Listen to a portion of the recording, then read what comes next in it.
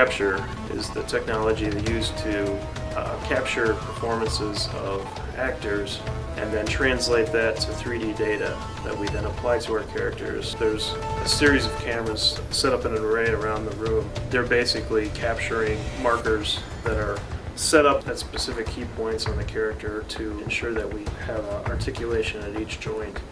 That data is captured with infrared cameras that reflect back the information to the cameras, and then that data is triangulated. The talent we get are really true professionals. They've been doing acting and stunt work for many years, so they take direction really well. You just have to be a kid, I think. At the end of the day, you have to remember what it was like to be a little kid running through the woods playing, you know, cops and robbers. It's just a matter of really thinking like a good actor and trying to say, how does this character carry themselves? What is it that's affecting their body as they move?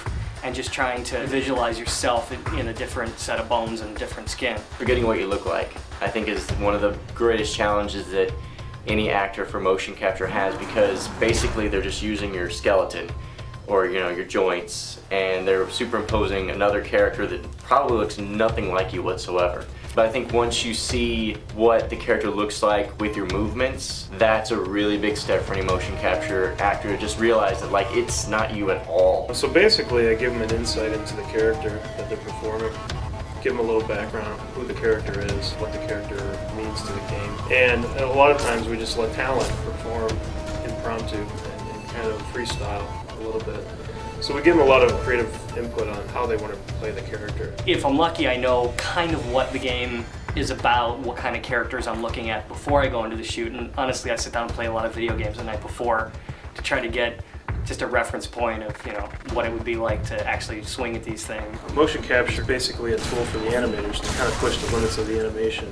It gives us the fidelity, we get the subtleties of the motion. What we're able to do with it is push it beyond the limits of what a human can do. You know, when you pick up a game today, the movement of it, the acting within the game, the characters themselves move and are so much more developed than characters that had been hand animated just in the computer from games, you know, even a few years ago. And I think today's gamers really expect to see that next level of real performance. You hear criticism on both sides. You hear, oh, now the performances aren't real performances because it's somebody else's skin on the screen or whatever. I think that the challenges are even tougher for the actor now. Getting an authentic, real performance to play through, you know, a digital skin, I think takes a lot of skill and a lot of thinking about your technique and making sure that you're giving an honest, authentic performance.